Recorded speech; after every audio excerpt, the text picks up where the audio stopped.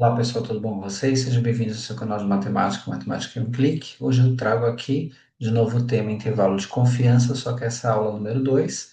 Se você não viu a aula número 1, é importante que você veja também para poder acompanhar essa série de vídeos.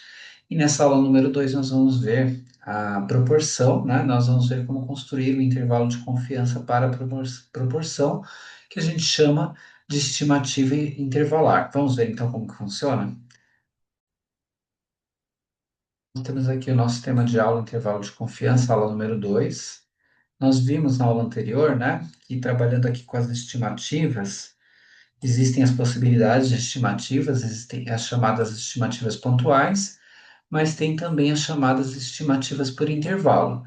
E nas estimativas por intervalo entra aí o nosso chamado intervalo de confiança, que eles também podem ser construídos, né, com outra referência estatística que pode ser a média, mas no caso aqui a gente vai construir em cima da proporção, tá? Então a gente ainda está no cenário da proporção. Intervalo de confiança pela proporção, você primeiro tem que ver qual que é a proporção, né, de acordo com a amostra na situação problema. Tem um erro que a gente vai calcular com essa fórmula que é a proporção, 1 menos a proporção dividido pelo n da amostra, e aqui o cálculo da raiz, né? Lembrando, né, que se você conhece, né, a população, o N maiúsculo, você tem que acrescentar esse fator de correção também na fórmula, ela fica maior, ok? Então aqui a nossa tabela também com grau de confiança, que a gente já falou na aula anterior, já vou mostrar como que usa, tá? O score de acordo com cada grau de confiança e aqui o nosso problema. Diz assim: numa pesquisa de mercado bem conduzida, 57 de 150 pessoas afirmaram que seriam compradores de certo produto a ser lançado. Essa amostra é suficiente para estimar a proporção real de futuros compradores com uma precisão de 0,07 e uma confiabilidade de 90%? Se a amostra for suficiente, determine a estimativa para a proporção de compradores. Então, a gente tem aqui uma situação que foi baseada numa amostragem, né? E a gente tem a proporção de que 57 pessoas de 150 afirmaram que comprariam esse novo produto. Mas será que isso seria válido, né, para toda a população com uma confiança de 90% e uma precisão de 0,07, ou seja, a gente teria que ter uma precisão de 0,07 para atender essa característica do problema, o nosso erro não pode ser superior a 0,07, a margem de erro, tá? Então, o primeiro passo seria calcular o erro com uma confiabilidade de 90% para testar se vai ficar inferior a esse 0,07. Vamos ver então como vai ficar? Então, a gente quer um grau de confiança aqui de 90%, então a gente vai usar o score, né, o Z 164. Então, usando aqui nossa referência, né, o Z164, ele vai garantir aí na modelagem, né, no cálculo do erro, os 90% de confiança. Então, a gente faz aqui passo a passo, qual que é a nossa amostra, né, 150. A proporção, diferente do exemplo que eu dei na aula anterior, que era 45%, a gente divide por 100, ficou 0,45. Aqui não, a gente pega, né, aqueles 57 que responderam que comprariam um novo produto, dividido pelos 150 da amostra, dá 0,38. E o 1 menos a proporção, que seria 0,38, vai dar 0,62. Eu poderia fazer todo esse cálculo direto na fórmula, né? Aqui só está mostrando antes que eu posso colocar direto 1 menos P, já calculado, que seria I menos 0,38, né? Dá 0,62. Então, vamos fazer o processo aí de substituição. Fazendo aí o processo de substituição, o que que nós temos, ó?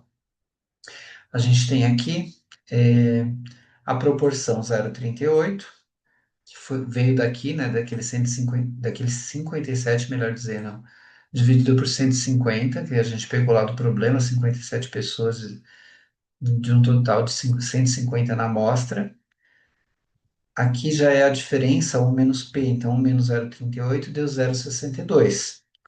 Dividido pela a amostra de 150 pessoas, tem que multiplicar, dividir, tirar a raiz e, por último, fazer a multiplicação por 1,64, né? Que é o que a gente vai fazer agora, eu vou te mostrar aí na nossa calculadora. Então, vou colocar aqui a calculadora para vocês verem juntos. Então, nós temos aqui. Então, nós temos que fazer aquele cálculo ali que vocês estão vendo, 0,38 vezes o 0,62. Você pode até anotando parcialmente, né, essas multiplicações, se você preferir. Aí, agora, a gente achou esse valor dividido por, ali embaixo, né, o 150 que vocês estão vendo aqui, que é da amostra. Então, a gente está fazendo esse cálculo. Já fiz 0,38 vezes 0,62, peguei o resultado, agora dividido por 150.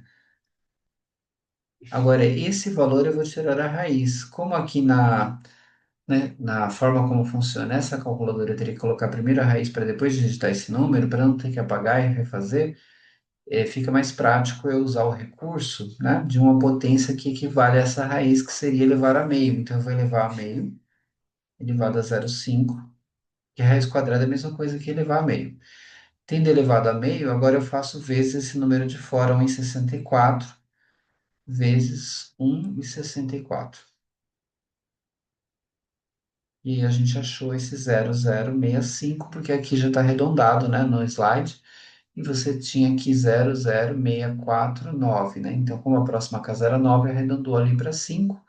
Fechamos, então, aqui, que encontramos o nosso erro. O que que nós percebemos nesse erro? Ele deu inferior ao nosso a nossa precisão solicitada lá, né, no enunciado que era 007. Como foi inferior, a amostra é suficiente, né, porque ele ficou dentro daquela precisão solicitada, então nós podemos construir um intervalo de confiança, né, para essa proporção, e aí a gente pega, então, o intervalo de confiança está aqui, ó, 0,38 mais, menos, perdão, primeiro, né, 0,065, que é o erro que acabamos de calcular, e 0,38, que era a proporção, mais 0,065. Lembrando que esses 0,38 é aquela proporção que veio do 57 dividido por 150, que deu 0,38. Aqui está o nosso intervalo de confiança para essa proporção. Então, aguardo vocês na próxima aula com mais um exemplo. Ótimos estudos!